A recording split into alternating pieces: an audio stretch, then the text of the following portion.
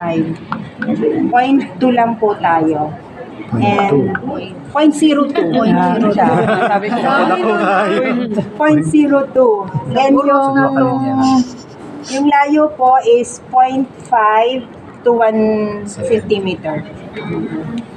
Tapos, depende po pag nandito kayo, pwedeng pa baba, pwedeng pa ganon.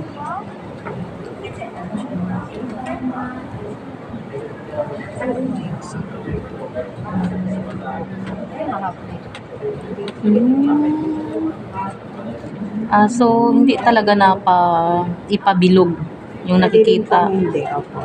Kasi ang ibang training yung pabilog. Pabilugin yung water. Kaya mo yan, June. Sakit, oy. Natakot lang yan siya. Wala yan. Hilak na lagi na. Sakit ay? Side ka po. Ay, dili siya pareha sa sides ka lang.